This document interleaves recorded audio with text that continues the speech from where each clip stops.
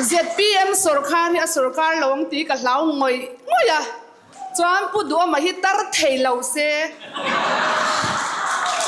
tlangwa reng se zoram hian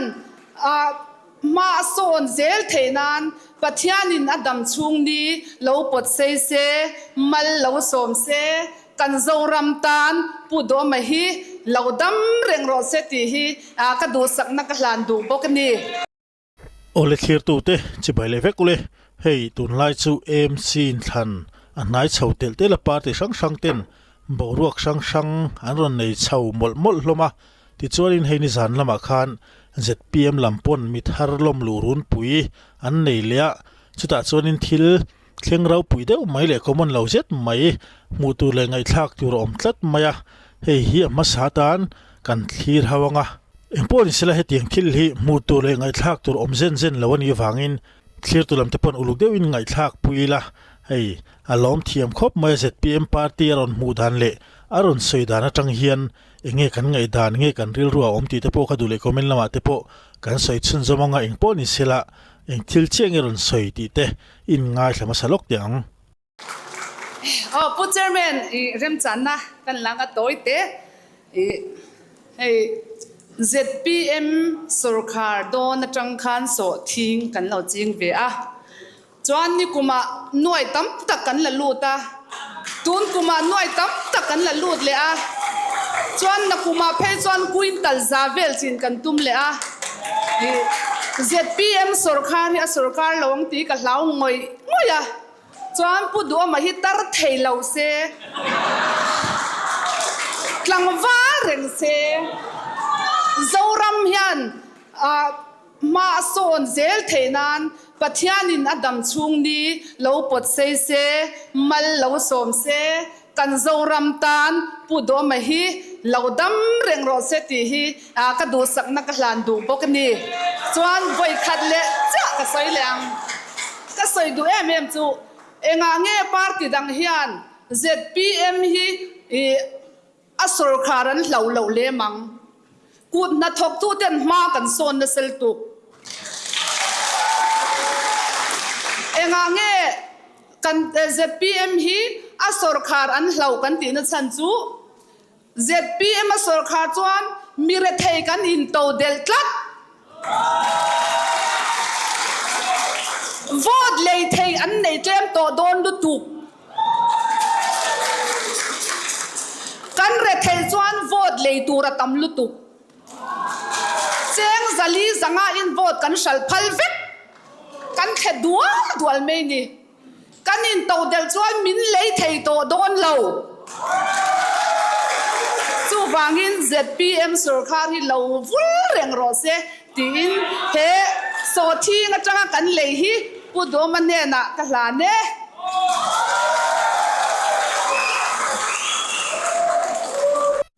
ole kha kan muwa kan ngai tha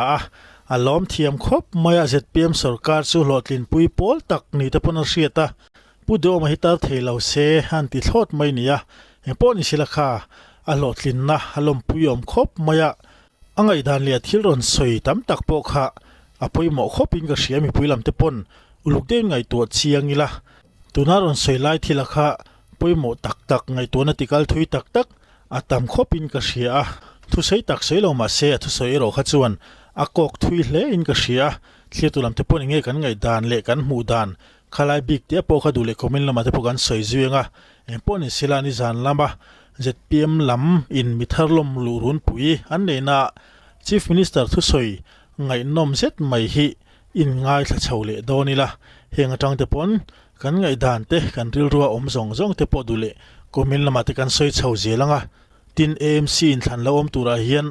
tu party nge tlinga tu party nge Sectoral tura kan du ti ta kha hria ta chak oma mi puilam ngai dan te hlir tu te ngai dan atang te pon dule comment lama te po tling tura kan rin thatura kan rin kha kan soi pa liam liam don nia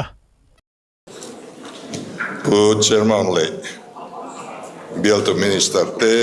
kan MP te nung le municipal council kan chairman le kan councilor te party a kan thok we headquarter mi te kan candidate te le zaina lungrol pui local zong song te jawa in chibai kabuk chuwa edar college an vepel to a time management hi unit te block 10 function organized to ber india wangin inzir angai lein kria time management hi kan thiam lo chuan kan program pumpui hi a kholo vek thei ani zaina po hian hun bituk awmani chuan minon warning mai ula ka soi thlen chin china ka top mai don ani kan thua kan lu main thil pakhat an soi fia duk ka neya ai tun tha hianin lo la lo abik takin police department an lom nual nin kam fria poisa kan nei lo wang ani lova poisa chu nuai singko le sangko vel zaina po hian kan neya pathian zara kan nga mai lo phek tu chu a har salo amaro chu finance ministry economic affairs department in kalpung thar anon introduce thut maya ta chuan pay slip thar siam turani antia pay slip thar nei lo chu lo pek lo tur anti ni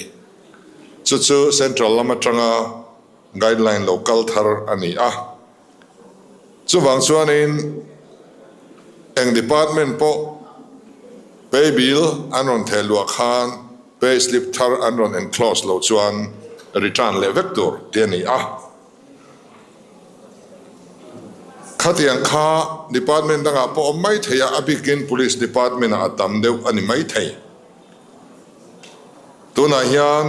adik a pay bill police department kan pek voin thleng chuan pay bill somthum panga kan pass to then treasury nena hianin pension le salary hi eng sarkar na thok eng category po ni seng payslip di karon ti reng chu lo peng hal zar turin kan fiat tir bok ani kha eng moti kong zonga soile vakin sarkar dem dan te kan in man le vak ka law wangin tilom dan kan soi fiat ani chu ole he hilai biali kan van nei ka tia bial tu zuan zang tak mai thalai te kong eng ko mu thin tu thalai te ril ru an mamo an lung len na eng kim friat chian sak tu kan nei hi kan van nei tak zeta million VVIP te kan rama an lo zin te poin nang lo zuk muak te hi ka ti all lo maya in national level po meeting point mo ka ai in ka kaltir fo thin ani chutianga nam dang zinga po kan chuan kan nam ti moi tu tun nai maya kha interview ti mayang lo chuak te po kan nam ti moi tu ani kan chuang ve ni adik che chuanin ka tan tak hianin alomom katia chuwang chuan min ti muang min ti ral muanga engkima karin ngam te zel hi ka thopui tu ni turin pathian in min pe hi kalom khop maya chutiang roi tu bial tu in nei hi in van nei ka te kalom pui tak zet chewa malam hun kal zel tura po malam eng tak ani tin kan biala hian MLA pathum kan neya pumuan puya kan neya pu w chuan oma kan nei boka pu w chuan oma alo risel talova zaina kan zinga amel alang theilo hi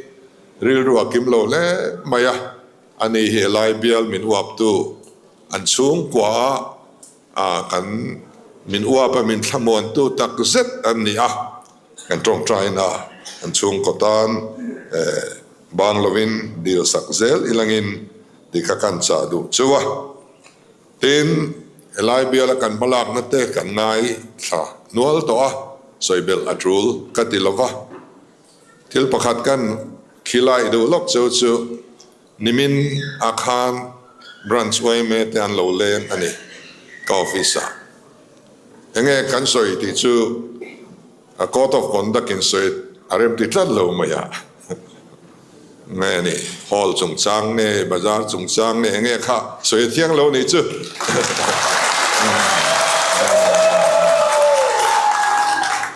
kan branch poi me roi tu te in lo zot mai don nia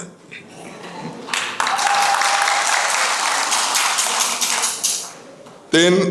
in than reng a hian kan manifesto te kan policy te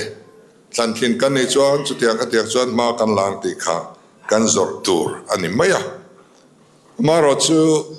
kan thian te hian chu tiang lam chu ti me ulovin a mi mal in beina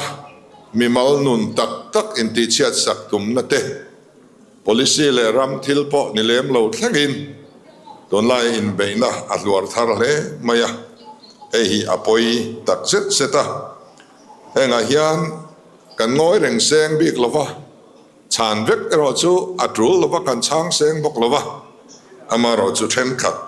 an soi fiangai tlem au ma chu kan soi masale duwa roi tu pakhat chuan aizol khapui son tuma min pu ani aizol khapui son don taila at via wangai karing a har don tilian festival thina sam rifle in son tur te pokha etiam min pu tu hian alo festival to an kel kanna asakanna tenen khan an chuak vek to ang khan asoya tilia festival lian thei ve rim ani wang chuan aizol khapui kan mangaya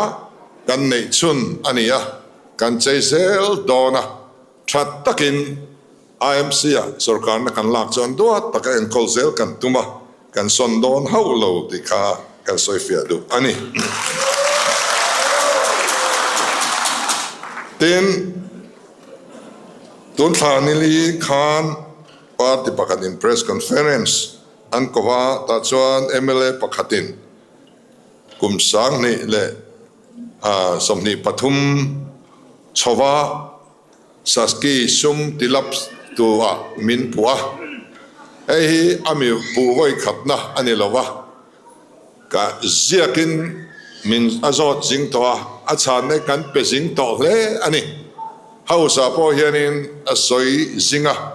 kan khil fia jing to khop mai ma se afia theire reng lo ne ma hi aboi tha khop maya asoi ngai hi ala soi char chara khasaski don bel lo kha chan nei ania sang ni som ni pathum in thandona MNF sarkar in saski vaibel se zali adong ani chumi an mandan to chu khatilai chief minister khan asoya a video po mutur ala tam khop maya ei vaibel se zali saski tragin kan donga kan MLA tin tenena vaibel se ni thum li nga ruk atrulang se lin kan sem tat sar atiani kha MLA fanza songa po hi aluania kha ba ka kan MLA ti chuan azatel sembel tur an la han nei ani a sarkarin kan petlata kan phalsak tlata atiani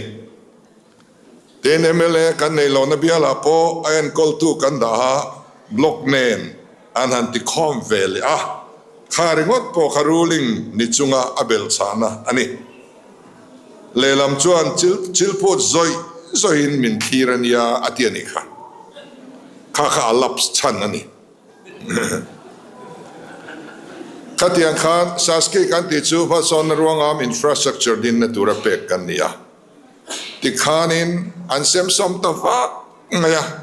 tem te khanin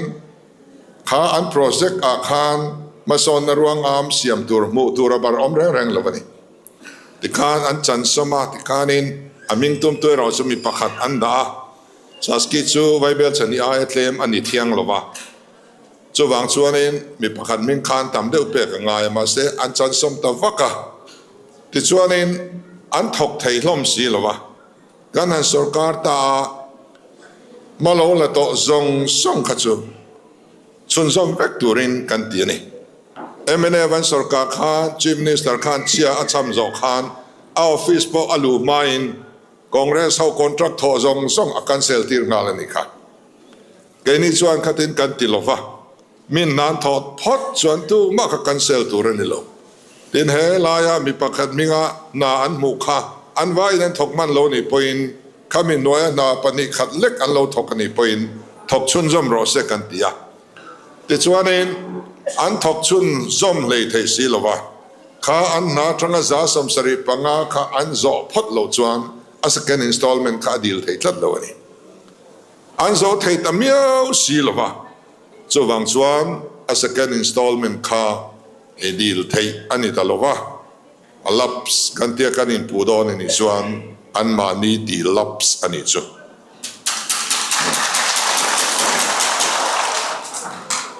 tiang khan party fan ang main sarkar sum ka campaign nan an manga tingle nge turin ani nga ya ma se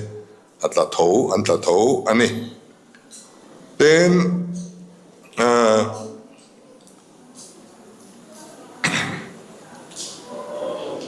utilization pek pan lo hi chuanin anang po hi kha ani tho mai ti kha kan riat anga yanga then soitu MLA khanin saski guideline sang hi somni panga September ni som pasari thu kha mi puima asoya sang ni somni panga December ni somni pathuma guideline thar alo chuak ti kha zoram mi pui hi akhil tel du lo ni so wang chuan athu riat kha lui to a guideline thar kha asoi tel du si lova chu alo hello pal nge soi sual lui ti kha chu kan helova tiang anga thil diktok lo mi pui kan fa le thin hi a fellow le ani in saski part 1 noya marchak bial state 10 poisa tam tak don tur kan neya Mizoram in andong velo ti asoi chiam po kha khuarel chiat na sa dok te ta na ti ania interministerial central team ten amuna kalin an endika chu chiat na tuar na sa state in andonga kandong velova achan chu khatiang chiat na lian kha pathian zara kan to lo wang ani a chu wangin khami kan dong lo min an soi chia ma kha dong lo theya pathian in min siam kha mal som na ani zok ti kan soi tel du boka tin mania ka thu soi India rama saski dong nem palina kan ni ati kan chief minister hian min ti chiama kamumang lama po hi ka soi ngai lo ani ka soi chu 16 finance commission ina kum nga lo omle turata na India ram state zongsong sum arwa mana hian amutam ber palina kan ni ti roi chu chuang takin ka soi ani zaina hian chu thudik alani reng saski ka soi reng lo zoram mi pui ma dot soya min pu tu hian dot asoi ni chu wang hang hi soi fia ve de zeu lo chuan e apoi chin ani ten tun na ya saski pa ten noya Bible sesa so min ron pe a kan thian dang te hill state ho chuan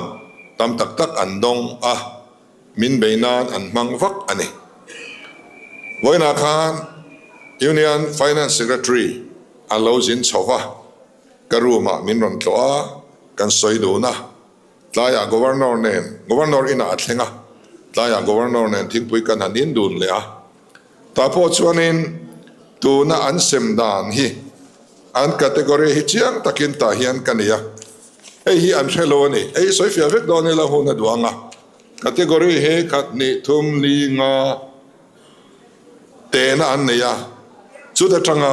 khathil khan ron ti ani a devolution of taxes a India rama khati khopa dong tam chung chuang te khachuanin kan dong velo ani dong velo ti mai lang min dong mi alo mai la o mani khata ach ho dom ka nana kha paten bi kha an ron ruaman ani a chuta chuan asampo keni ai state lian fe ani a hill area po state tren khat ai so kan nei lian zok anti chungin devolution a khan an don that ve tho awang khan zathum chau an pe an ni po min pe mi alo ma se sam nen hian a omani amai ro chu han pek lo bik ringot chu ti in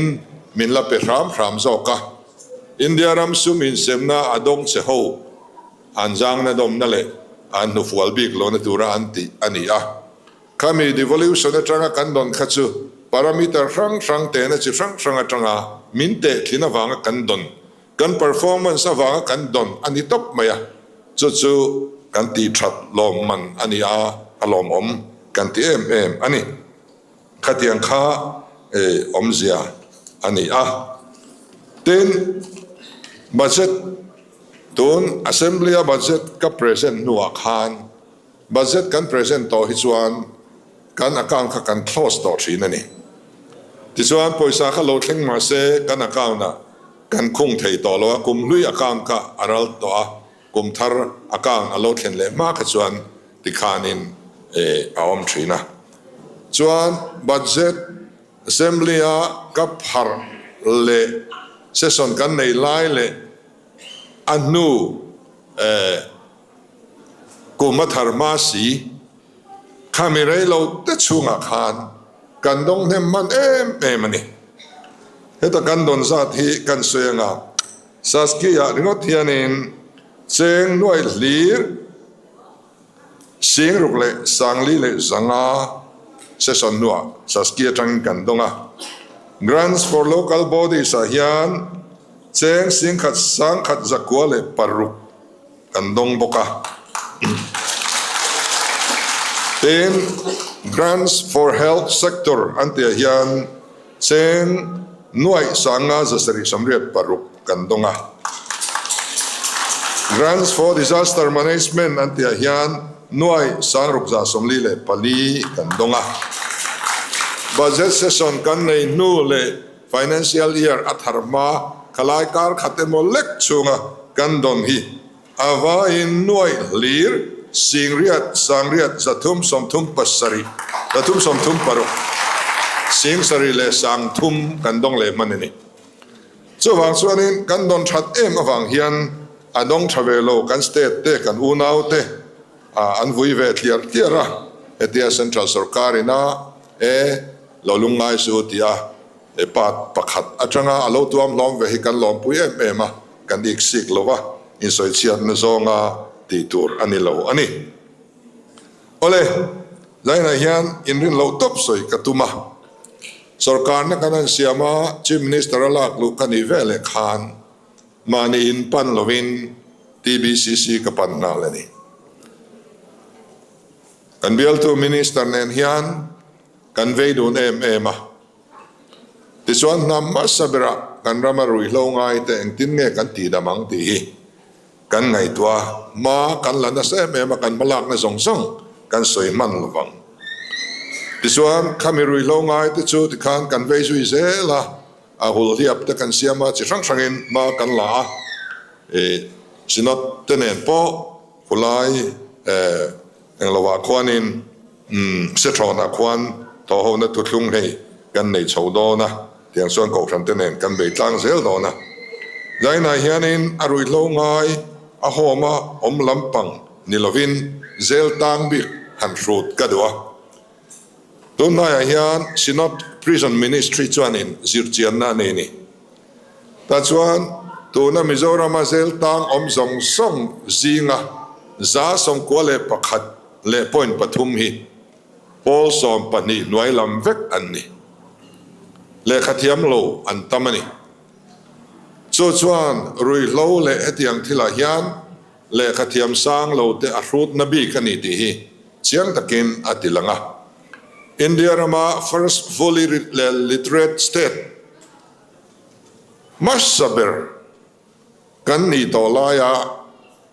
drop out dam tak kan nei le class 12 po pass low heti sat rui lowin ati boy kan nei hi apoi mo em maya so wangin education na hian ngai to na thar kan sen angaya mi ring chan chuana tak na ani toy te teng ka sem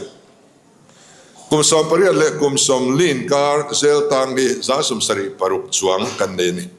na thok rual chung ko chom rual productive age ami vek an nia so zel tang an ni homa asang rual anom boka thalai rual tho cho eng ma nei lo chom top cho chuan kan ram economy hi a khoi phak ani kan chung kwa economy piala ma hian hei kan vei angai em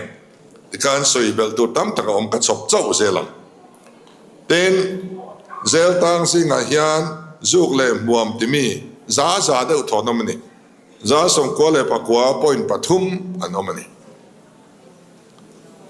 so chuanin zuk le muam lampanga kan in sum thailo na hian na sat again rui lawa hian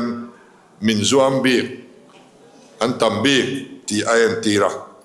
ten zel tang singa zu in trini za som riat pathum chuang anom le ni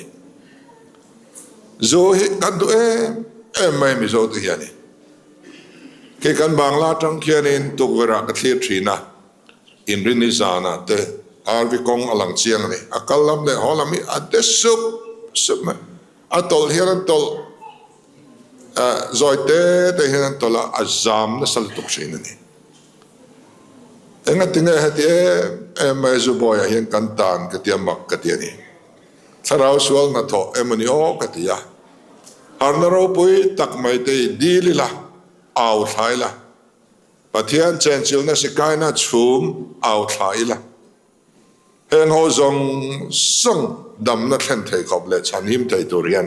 tran kan lat anga in ka ria zu hian min ti senas em ani lung tang singa hian rui lo ti mi alo chu za som pakhat vel chau anama tak pui thun mei chian ni deuh vekani mi pa hi kan na sabi kani zelana ten rui lo sum dong za som nga panga zet anom boka ten kan zela hian AMC po na tang rian za som nga pakwa zet anon tang vea AMC chunga tang hi za som li le point pani kanya ai zol khapui chunga mi ringot thilung in tang zong kan nei zinga achan ve don ai zol khapui cheng te kan ni chuwang chuan ai zol khapui hian abo chena sale ani chung kwa kul achimani kan khotlang kul achimani IMC sarkar thai kan mamong ngoi ni heng mi te damna ti sa le thanau damna pe thei tur sarkar hei kan ma te langai ro rel na ringot ani lo pathian ram thlen tir tura pathianin kan thling lo chung aman mek te kan ni kan rong bol na tur fili kan zau ze langai kan manifesto khan kan ziak lang nge lang lo ka hrelo amaro chu hei hi kan vei angai IMC sarkar thar alo piang ani poin chu chuan hei ma chon ngal se ka duani sarkar nen thei to kan tang rualang chiang takalo lang chu mi hring bit na le ram ri shula zel swal na war ti yani chu wang chuanin ai zol khapui hian that taka ei ruk na thin lung pu ne na en kol that chi ni lo kan khapui hi rong bol na tak anga nga ya chu tianga kan chan chu angai ani ten chung kwa akan kai dan hi an soila zel tang singa hian chung kwa ule naw nga fatam deuh nei zel tang an tlem fanei tlem a piang zel tang an tam chu chan zir chuani fa te kan lo nga chuan mo phurna alo liana kan nu na control deuh lek ti na ni fa nei tlem ba ka a falak kan han tiang chi te son kan han chiang chi te thi san te in then te khatiang ani khanin azui tu kha anna sajwala chunga chuanin khatiang chung kwa nei tlem mo phurna nei tlem chi kha lungina antang tam tlat ani ten nu pain thena wanga rui lo ti hi za som thum pali chuang anom boka in thenin rero na depression khang jong song aron kenga atlan chia sanna nin zu boyan luta a solution emo antia ani reng silova nasa zual zo ken rero hana manin ti lum du na hiala a roi lo thina bum na laka hian mi tam tak to na hian sala antang meka ten nupui pasal in nei to in then le hi za som ruk pakwa lungin tang sing an oma nu le pa thi san hi za som li le pariat anom bokani zel tang sing an nu le pa thi san azat ve don anom ti hian ngai to na ti thui khop mai atam tak chu pawalai thi pawalai than mola mutur atam talutuk kheni chu chuanin mei thai siam nema fatra siam nem ta mi pa kan thi zoi sia me che chu la siam khang fa te kha heng zela hianin an tang du pik tlat ani chung kwa poi mo sia ka soi ni chu ten chung kwa ei zong tu ber lungim tang hi za som ruk pasari velan tlingani chutiang ten chung kwa anin nga na ber le an ei bel ber te lungin an tan miau chuan an pui fanau te ngai tu om dan tu zia khatiro achiang rani ka chung kwa no pa te ka eng ting lo sei le na zel tang le tur ka kan siam bel zel ang riau mai ani ten chung ko poi mo zia chu amal te an han zo chu hian eng wangin ngei tan ti hian ka chung ten min da chung te wanga tang in ti za som panga le point panga no mani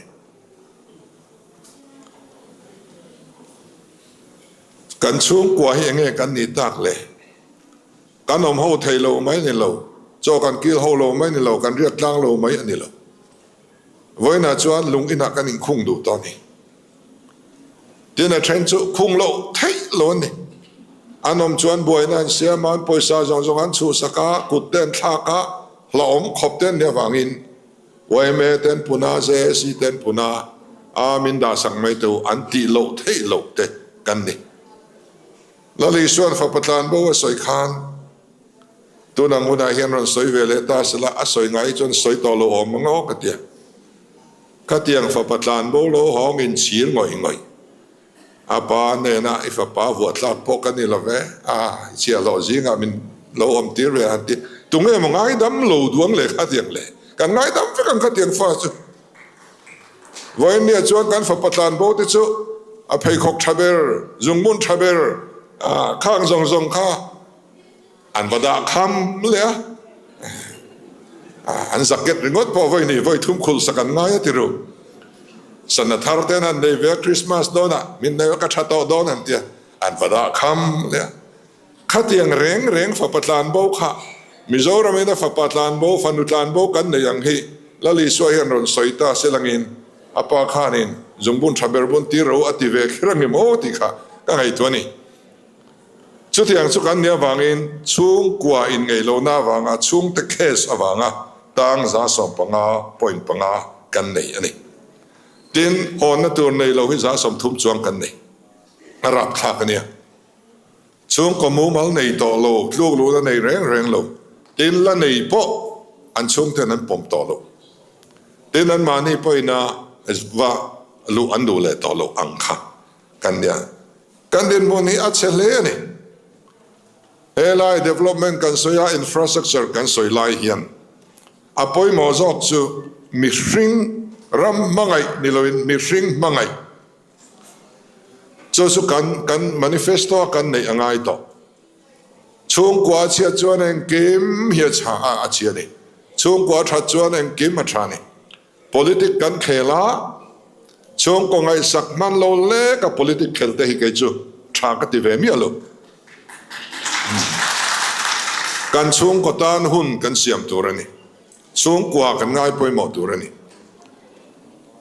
chung kwa ngai sak man hau lo pathian rong bol te poi afu berin karing lo chung kwa ngai sak theu ilangin kan number 1 a nei lang chung kwa tha chuan RMC tha chuakang local council tha chuakang NGO tha chuakang zoram tha chuakang kokran tha chuakang chung kwa that to lo chuan avai hian a chevek mai ni ti chuan thil lom em kan mu chu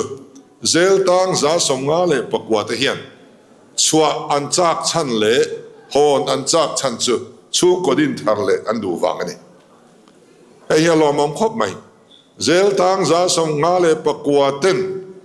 chua an chak na chan chu chung ko din that le an du wang an chak wang ani te kan pui don lom ni chu chu chung kwa din thar le turin sarkar pon kan puyanga ko friend pon na puyanga tom ngai pa pon kan puyanga ti tur kan nei ani lom ni heng te hi I apoi mo em ani ten top don lama chuan kan soi do chu chung kwa khati khalo ni ta ko khan poi kan ngai to ngai ka ria Christian chung kwa te na kan ne ya a chiarin kan in chiara khom puya kan report thina ni bo fai tham kha Christian chung ko te nan kan mang tlat mai ni Transulit retailer ten dia abek bek ten lo chama lo man ten donga a chae amaro chu kha Christian chung ko te na criteria thling na niam ti zaina hianin ka zot tu ni Christian chung ko kan te na lang le chu chung in khom ni tin nei thei a chiarin kan chiara biel kanin sema kan zota chung kwa chung in khamin nei them ni tin kanin tia kan zota nei thelo chung kwa ni kan zaka nei thei me lo point nei thei tin kanin reporta ten nei thei tam tak po hianin tui wang ni lovin pathian betleng tak tak si lovin report lak lo to sia tui lo chung in chung kwa chung in khom an bo sia an tu an fa an ti hel zo vek ni zel tang singa questionnaire an pek na hian chung kwa chung in khom short pui lo trang kai lo tian tam lu to chu wang chuan heng te chu a report a zonga khom pui the luang zonga in te na na man reng ta khian ye mo ka tia ko khan poi ka soim ka shelo ma se in ngai tu tur kan nei ko khan hianin zel tang singa hian ko franin min ngai saklo ti za som sari panga chunga nomesin chu wang chuanin heng statistic bang hianin ai zol khapui hi siam that kan tum don ani chu mi chunga cheng en kol tu tur kan thang chuak don ani enge motia dot pho chapa mi dang tem a mi mal taka dot ne na beya ti tia khatiang ringot ti ching te kuda khan an kho pui kan da phalangin ingai to chi khle te mu chu wang chuanin chungen khom te so thae kan soi moi zelang amaro chu ari report chi hiani kherem chungen khom nei thei zat ti thapol bial in khom pui presbyteria ati thaveng ati thakau thana hian sualna tam hlei na hi aom trek ka ria chu wang chuan chung in khom ka soi chian elo ma sengin ti tak zeta pathian ne na kan kun ani si lo chuan kha khan thil tha in thil thalo thena fian riala ma nia tong trai te kan ni ziti war tur ni ton ma chuanin in khata room khata an cheng vek kan pi le pu te chu an na to anei zon nai nang vek ko chua khatan liam vek an mut bu poi nang vek an thom no poi nang vek an choi len cho he poi nang put an mu mang khen khan ei nang put in kring tun ma ka chen to na chuan chung kwa office rang sanga kan thoka kan na tho rang thewa thil pa khata soi khom thei to lo kan tui zong ei nang to lo mani ruma kan lu ta ti khan kan bo zeu zewa chung kwa ti ti ho len kom pom tak tak to lo khatiang kara khan tun lai situation ne na in mil turian eng tin nge vantang sarkar ko frante kan ina chasan a solution kan zong donem seminar te kan siamanga thei top in research kan be donem chung chu kan address a hunta in Sunday school kal an di deu fek ani kal ngai mi lo hin mang lo lung in tang si ngai hian chen kha chu kal kim lo man la te eng mo sa ta no mani ma seng in Sunday school hian asiam that lo hian tamani chu wang chuan kan Sunday school zir lai te po hi kan en non a hun kati minun eng tu pa siak emo kum tluan me pan te kan han zir tluan ringot mai ang te hi asot vakem กันทลายแต่กันฟาเตเตียงเฮียนเอามา broken family เฮติซาที่กันเนี่ยนูไปเทรนตัมเปอร์นาอินเดียมากันนี่ตัวจุดชวนเซลตางันตัมมากัน Sunday school จังแต่ยังกัน address โดนกัน Sunday school แต่ฮีมิชิงนุนคอยเล่กายรวยไทยตัวจังอินกัน syllabus แต่ฮีกันไงตัวนั่นnga Sunday school จิตที่ตัวกันลากดันแต่พอฮีไงตัวดันช่างเดียวกันที่หุ่นตัวเอ็มติค่ะโซนางินกัน present ดูอันนี้เอ็นลุงอินตังนนฮิซาสมลีเล่ประคัดอันนั้นมันนี่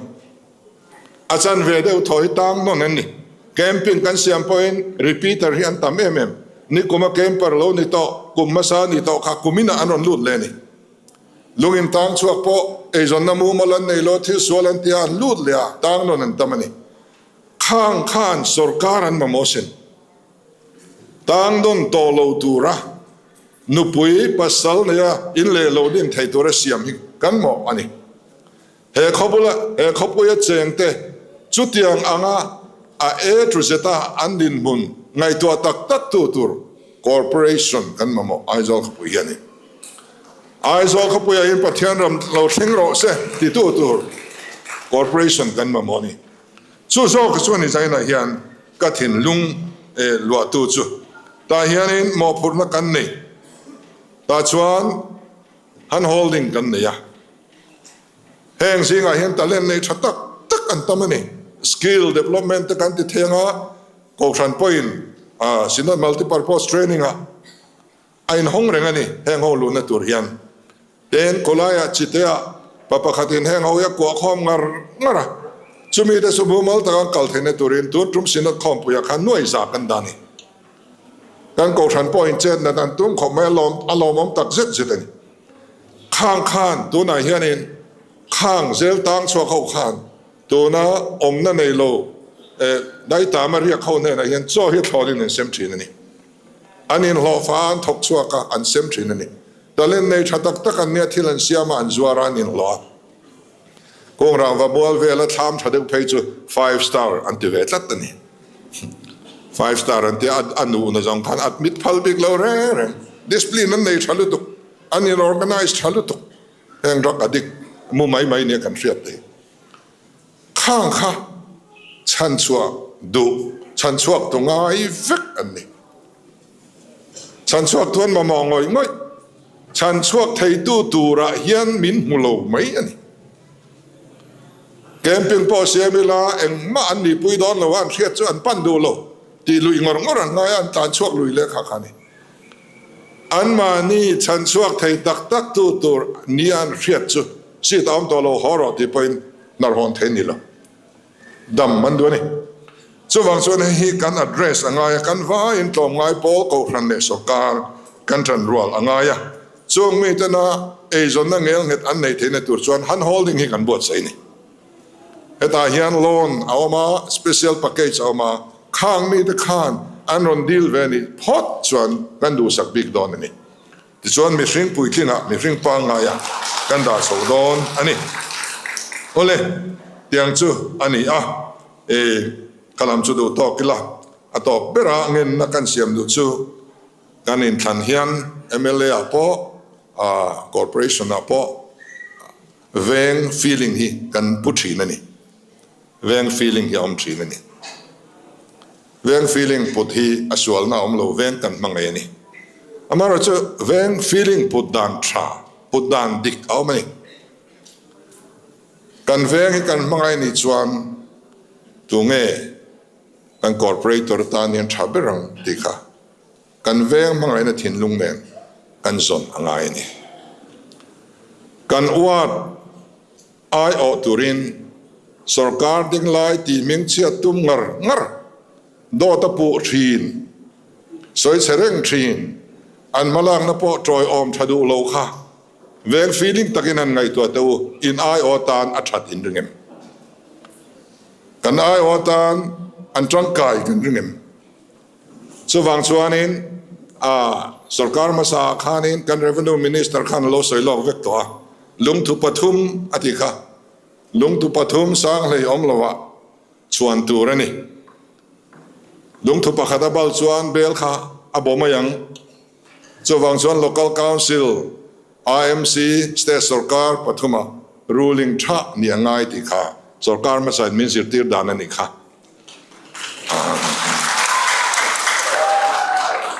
ma lai siak te tu lai ta na ni tiang deuh khan mi lo campaign lok sak zel hi lo nia ati chiang rang khom mai kha veng feeling kan put dan tu ni ro se kan bial to minister tho pui thei corporator nge kan du kan bial to minister le peka poti tak ngar tum chu achiang in ka ria a chan na chu wang chuanin kan veng mangai dan thiam turin kan in cha dua ti chuanin lei a ro rel na ringot ti kan khoi lova zpm hianin pathian ram a thlen theina tura aman ruwa te kan ni pathian ram thleng ro se ram ro rel na kan tia thleng ro se kan ti ro khan keima ni hi a thlen tir tu tur ban ruwa kan ni ti hi kan in hriat angai keima ni a pathian ram a thlen angai chu tur chuan zaina hian kan local khom ani chuwang chuan kan campaign na reng a po pathian mal som na don thailo nang chi man ruwa mang lovila thiang lim takin kan ngai thak tong khan in ngai thlom takin do thei takin kan campaign anga mi ten man ro bol lo deuh an ron mang ani pain kai ni chuan kan ti ve tur ani lo pathian ram thlen tir tu tur kan nia a thleng mek bok ani a thleng mek boka a thlen na pakhat chau kan seng zpm hlang kal khom na zurui motor kanom talir ringop po hi ro poni lom ni ei poi pathian ram thlengan lom ni kan missionary zong ten thanem ngai en vai rama ana kan thoka mizoram corruption la chuti khati kan na tho chok chia antia voinero chuan india ram state zinga corruption claim na ber state kan ni taringot poi pathian ram thlengan lom ni buk na lo dik taringot te soi tura tam mai ka soi man to lovang chumia ta na man ruwa te sukan ni chuwang chuan party dang nen kan inang lova ten ka soi le thin in than lai in that zok kan tiamani mizomi puite ma kan tha zok te hi zak reng su chapo na ngai reng su kan tha zok ngei tur ni kan tha zok chuan lo chuan enga nge zpm sarkar hi tul na om chuan reng ne mi ten kan tha zok an be se wangin hedin huna hian min dalom kan tha zok ngei tur ni chuwang chuan IMC tha zok din turin thei top choila kan candidate te pani po du sangna ka hla ne ka lo me